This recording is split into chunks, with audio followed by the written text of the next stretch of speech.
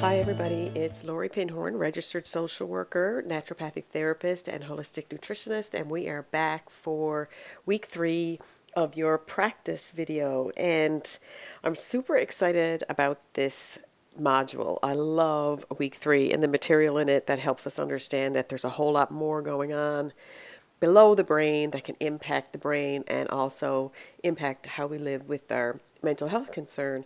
And one of the big takeaways from this week is, and even the weeks before that, is that a lot of times this is not necessarily character, it's chemistry and it's biochemistry. It's integrated,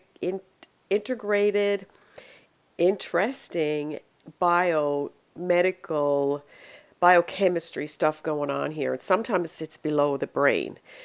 So, what I want to talk to you guys about today is one of the best things that you can do to support every system in your body, your immune system, your nervous system, your gut brain axis, and also help integrate all of the systems that are going on below the brain. And here's one of the best things that you can do is to increase more vegetables and fruits. And the reason that I say vegetables and fruit and not fruit and vegetables is that because we want more vegetables than we want fruit. And we'll talk about the reasons why that is. And also I just want you to know that this is your best nutritional bang for your buck, is to increase your fruit and vegetables. So, how much do we actually aim for in the run of a day? When I say this to people, they sort of get a little freaked out. I'm not necessarily talking about servings because servings can be kind of complicated when it comes to fruits and vegetables. Vegetable servings are different than fruit servings when it comes to sizes because of the glucose content and stuff like that. So let's just stop talking about servings for a second and talk about cups. So if you think about a measuring cup, you might even want to go into your kitchen and get out a measuring cup and have a look at what a cup looks like. So this is just to make life simple. And when you start recording how many vegetables and fruits you're getting, you can start to think about cups. So we're actually aiming for 5 cups a day, more vegetables than fruit, probably like 70% vegetables and the rest fruit. And we're aiming for 5. I say to people all the time, 5 is fine. 9 is divine. So can we kind of get closer to that 9? But if you're doing your food journals and you're looking at it and you're ending up to be sort of like 5 cups a day, then you're in a really good spot too. So here's the reasons why we want to increase our vegetables. So we want to increase the vegetables and fruit because there's a high density of fiber in vegetables and fruits. And if you go back to the material that we talked about in this module, our gut bacteria loves fiber. Our digestive system loves fiber. And when you support your digestive system and your gut system, you're also increasing your immune system, the hormonal system that helps operate our mood and things like that. So fiber is one of the really important reasons why.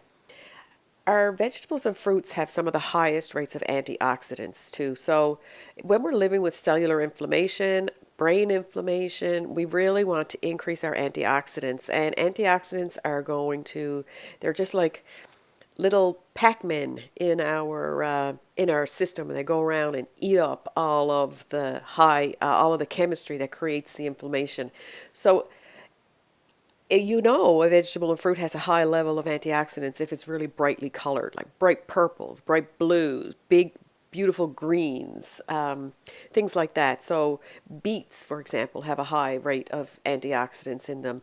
Eggplant, zucchini, tomatoes, peppers, things like that. We've got a lot of antioxidants in those bright colored vegetables and fruits. And there's a lot of hydration in vegetables and fruits. Like we actually juice this stuff and make juice out of it. So when our hydration gets a little bit low, we only have to get about not even 10% underhydrated. And what happens is we get foggy thinking, our energy levels get low, and things like that. So when you're eating more vegetables and fruit, actually, you're more hydrated than somebody who's not. And that means maybe you don't have to drink as much water and things like that. But there's a great source of hydration in your vegetables and fruits. And it really is the best bang for your buck when it comes to nutrient density. And if you think about the energy tension equation that we've been talking about in this course, there's a lot of energy in vegetables and fruits because they're alive. They come from life, and there's cellular energy in vegetables and fruits. And then that cellular energy gets transported to us. And we need a lot of energy to just operate our very busy days. But we need an extreme amount of energy just to operate all those systems in the body that we talked about the other day. Like the brain, again, is like the greediest organ. It's going to suck a lot of energy. We want to have a lot of energy in order to think clearly and have good moods. And your digestive system also is a very energy sucking kind of, it's not a great word, but you use a lot of energy to just digest your food. So how much do you need? We need about 5 cups a day, aiming towards 9. When I do my food journals, if I'm up around 6 or 7, I'm feeling like that's a good day. But generally speaking, North Americans are not getting enough vegetables and fruits. Like it's only in the last season of our newest updated Canada's Food Guide is the vegetables and fruits the biggest group. Up to that point in our history, when those guides had been developed, the grains were the bigger portion of the guide. So, and I actually don't think that the Canada's Food Guide even encourages us enough. So, the question is, how are you going to get up to that? And we're going to talk about that today. So, here's some little steps about how you can increase your vegetables and your fruit. So, vegetable salads is a given. Not everybody loves salads, but if you can have a little side salad for lunch, or you can have a salad with some, like a vegetable based salad, like greens, really like spinach or romaine lettuce or mixed greens or whatever. If a salad makes it to your plate, you're going to be up there in yours. That's a really good step to get up to those 5 to 9 cups is a salad for one of your meals, or at least a side salad. Stir fries, don't underestimate the power of stir fries. You can put anything in there that you want. And stir fries are another way to get vegetables. And your vegetables don't necessarily have to be raw to get the best nutritional bang for your buck out of them. Some nutrients in cooked vegetables actually are better than raw.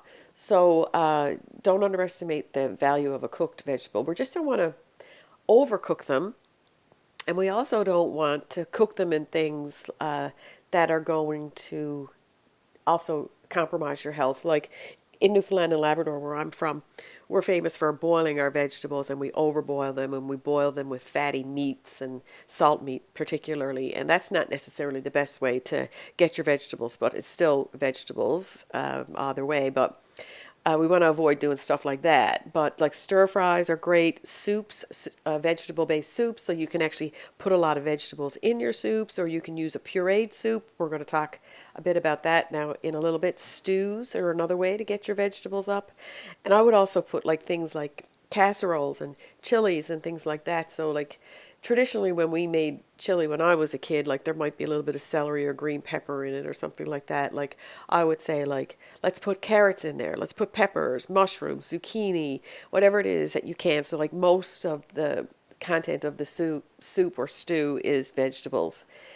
This is also a really important thing. Like when you actually have your snacks, because we are going to have like a morning snack and we're going to have an afternoon snack. Can you actually make the vegetables or the fruits the star of that snack? So if you have hummus, then have some vegetables as a dip.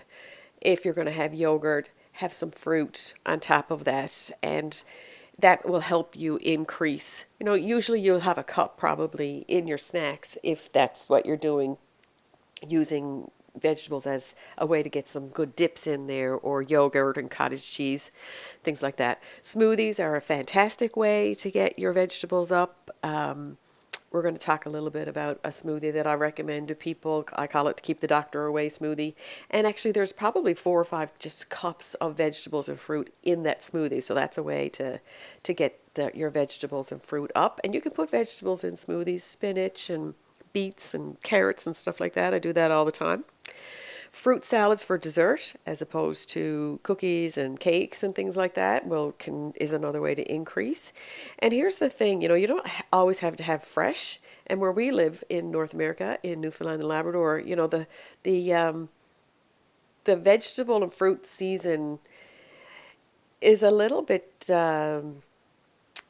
is a little bit confusing because we don't grow great vegetables and fruit here all year long. So sometimes people are picking fruit and freezing it, and nutritionally speaking, that's really good. So if you buy frozen vegetables and fruit nutritionally, like it's picked at its peak, it's flash frozen, and depending on where you live in the world, frozen might actually be nutritionally a better option. When you think about a strawberry that was picked in Florida, flown all the way to Canada, every day that's picked off the vine, the nutritional density of that fruit is depleting, and it's depleting fast. Just for example, vitamin C is a very fragile vitamin, and you're losing C every day from those vegetables and fruits that have to be flown in. And so here's the thing, whatever is grown in your local area, that's like the nutritionally dense stuff. So whatever grows, like where I live, carrots and turnips and cabbages, we can grow great things here that we never thought was even possible before, like cauliflower and broccoli and things like that. So if you're buying locally, maybe you pay a little bit more for it, or maybe you buy the frozen stuff. Nutritionally speaking, that can be one of your better options, and it's cheaper too.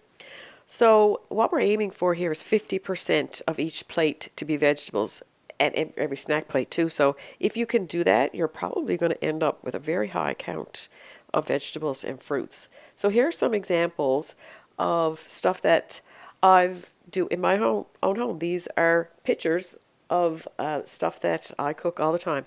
Here is a vegetable-based pureed soup. This is a homemade tomato soup. Nutritionally speaking, this is knock it out of the park compared to a canned soup.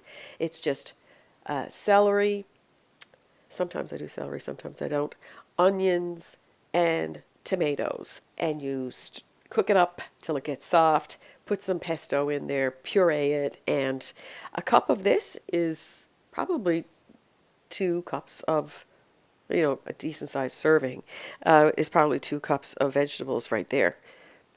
Here's an example of some stir fries, or a stir fry. So this is what we're talking about, like not just a couple of peppers or not just a couple of onions or whatever, like a load of a full pan size of stir fry along with whatever protein you're going to use is a really great thing. This is an example of how your fruit can be a star of your snack. So these are actually strawberries that were grown in our backyard, and they were amazing. Some organic grapes, pumpkin seeds, pistachios, and what's underneath that is 2% fat Greek yogurt, I believe, is underneath there. So this is an example of how you can actually have the star of your snacks be your vegetables and fruit. And there's probably close to 2 cups of veg or fruit in there. And here's another way to do this. Get a salad for one of your main meals. And if you're doing this every day or every other day, this is going to be a great way to get your vegetables and fruit up. So this is one thing. Okay, here's a smoothie. This is the Keep the Doctor Away smoothie. This is their spinach, apples, some plain Greek yogurt, avocado, a full lime is in here as well.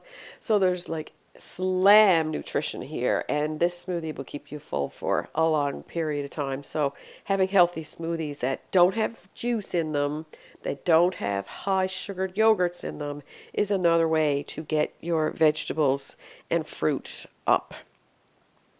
And here's another example of how you can have 50% of your plate to be vegetables. So we've got a salad, broccoli, and a piece of grilled salmon here. So when you have 50% of each one of your plates as vegetables, especially your main meals, that's a great way to get up to your 5 to 9 count for the day. And how is the best way to know if you're getting the amount that you need? One of the best ways is to be journaling and counting.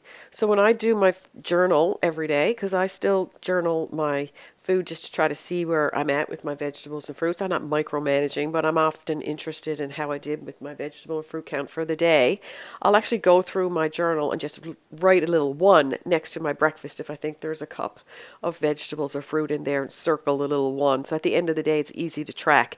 And as you're journaling, what's going to happen is you're going to know that, okay, that salad or that smoothie is 2 cups or 3 cups or whatever, and the tally will be easier to do. And again, the journaling is a way to help you increase or decrease whatever micro or macronutrient you're trying to increase into your life. Don't underestimate the power of your journaling. If you slipped off a little bit and you're not journaling, just get back at it. Again, it's not there's no right or wrong. It's just what it is. It's data, and when you start writing down the data, what happens is you see shifts. Trust me, it's a great way to keep things going the way that you want to go. And you can't change what you don't know. So when you're journaling, you're building your awareness. And so that's it for the practice. What we're talking about is trying to increase your vegetables and your fruit. And we will see you next week, where we're going to start talking about specifically what foods do we want to reduce. So this practice video is leading into the next couple of weeks. So it's quite often we are very understanding about what diet means in our modern day world, which only a part of it is like what to remove. But quite often we got to increase first. So if we're increasing our hydration, if we're increasing our vegetables and fruit, when those foods show up on your plate, then there's less reduction to do. So let's start adding things first before we start removing. And we're going to be talking next week about sugars and other foods to reduce, because a lot of the foods that we do eat in our North American world are quite stimulating. They're super stimulants, and they're actually impacting our nervous system, not in a way that we want. It's actually overstimulating us, and that looks like misbehavior. It looks like emotional flooding and things like that. So happy vegetable eating, and we will be talking next week. Bye.